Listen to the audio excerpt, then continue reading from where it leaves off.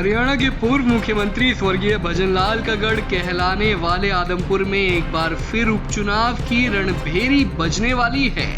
पिछले काफी दिनों से कुलदीप बिश्नोई के कांग्रेस छोड़ने और विधायक पद से इस्तीफा देने की अटकलें जोरों पर थी, जिस पर अब बिश्नोई ने खुद विराम लगा दिया है। कुलदीप बिश्नोई ने कल यानी 3 अगस्त को विधायक पद से इस्तीफा देने का ऐलान कर दिया है और इसी के साथ बिश्नोई ने ट्वीट के जरिए भाजपा में शामिल होने की तारीख भी बाकायदा वक्त के साथ मुकर्रर कर दी है। जी हाँ, बिश्नोई ने इस ट्वीट के साथ एक और ट्वीट किया है, जिसमें उन्होंने लिखा कि घायल तो यहाँ हर परिंदा है, मगर जो फिर से उड़ सका वही जिंदा है। यानी कि एक बार फिर से नई सियासी उड़ान भरने के लिए बिश्नोई ने अपने पर खोल दिए हैं।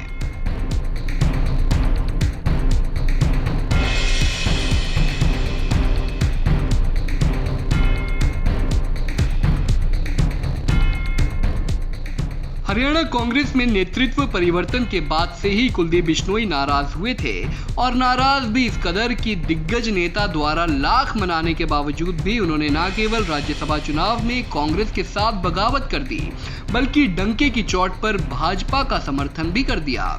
बिश्नोई की इस बगावत पर हाईकमान ने एक्शन लेते हुए उन्हें सभी पदों से निकाल दिया, जिसके बाद से ही कुलदीप के इस्तीफे और उनके भाजपा में जाने को लेकर अटकलों का बाजार गर्म था।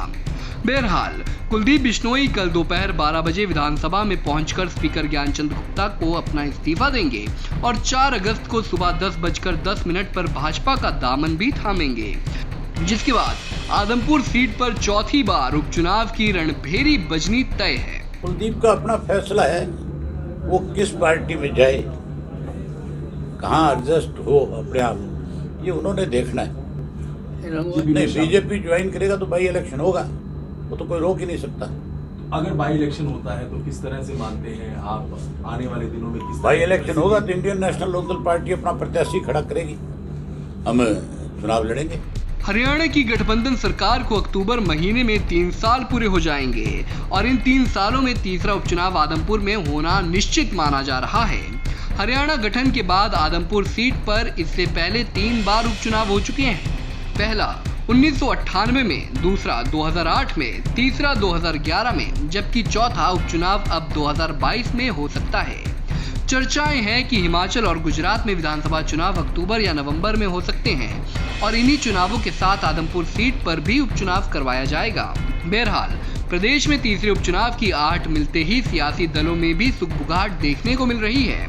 इनेलो नेता अभय चौटाला ने जहां चुनावी ताल ठोक दी है, वहीं नेता प्रतिपक्ष भूपेंद्र सिंह हुड्डा ने भी उपचुनाव के लिए तैयार होने का ऐलान कर दिया है। ठीक है, फिर देना ही चाहिए, उनको पहले दे देना चाहिए था।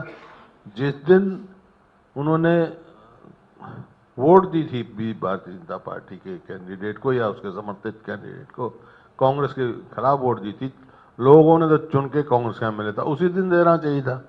अब तक किस बात की इंतजार थी उनको?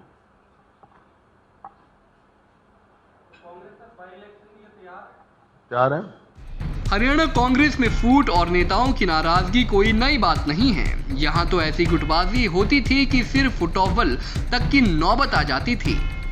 वैसे बात करें कुलदीप बिश्नोई की, तो कांग्रेस से नाराजगी के बाद और राज्यसभा चुनाव से ठीक पहले कुलदीप बिश्नोई ने मुख्यमंत्री मनोहर लाल से मुलाकात की थी और इसी मुलाकात में पूरी सेटिंग बना ली गई कि कैसे क्रॉस वोटिंग करनी है और कैसे भाजपा में शामिल होना है।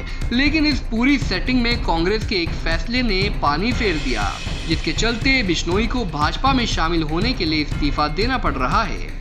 दरअसल भाजपा और बिश्नोई चाहते थे कि क्रॉस वोटिंग के बाद कांग्रेस कुलदीप को पार्टी से निकाल दे, ताकि बिश्नोई की सदस्यता भी बची रहे और वो भाजपा में शामिल भी हो जाए। लेकिन कांग्रेस ने ऐसा बिल्कुल नहीं किया। कांग्रेस ने फूंक फूंक कर कदम रखा और इनके तमाम मंसूबों पर पानी फेरते हुए बिश्नोई को सिर्फ नोटिस थमाया, ताकि भाजपा में शामिल होने के लिए बिश्नोई को खुद इस्तीफा देना पड़े।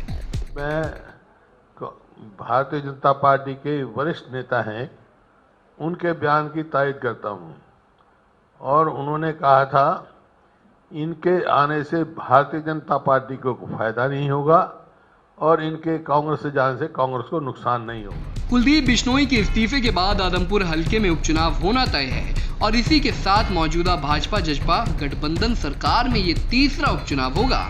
साल 2020 में तत्कालीन विधायक श्री कृष्ण हुड्डा के निधन के बाद बड़ौदा सीट पर पहला उपचुनाव हुआ था। इसके बाद इनेलो विधायक अभय चौटाला ने कृषि कानूनों के विरोध में इस्तीफा दिया तो 2021 में ऐलानाबाद हलके में दूसरा उपचुनाव हुआ। ऐसे में अब बिश्नोई के इस्तीफे के बाद आदमपुर में तीसरा उपचुनाव होगा। बता दें कि 2 बार के सांसद और 4 बार विधायक रहे कुलदीप बिश्नोई गैर जाट की राजनीति करते हैं। ऐसे में बिश्नोई के जरिए भाजपा जहां गैर जाट वोट बैंक को और मजबूत करने की फिराक में है, वहीं बिश्नोई भी भाजपा के कमल पर सवार होकर नई सियासी पारी का आगाज करने की तैयारी कर चुके हैं। Bureau report, Punjab Kesari TV. हमसे जुड़े रहने के लिए हमारे YouTube चैनल को सब्सक्राइब करें और नई वीडियो की नोटिफिकेशन के लिए बेल आइकॉन को दबाएं। अगर आप ये वीडियो Facebook पर देख रहे हैं तो लाइक जरूर करें और ज्यादा से ज्यादा शेयर करें। धन्यवाद।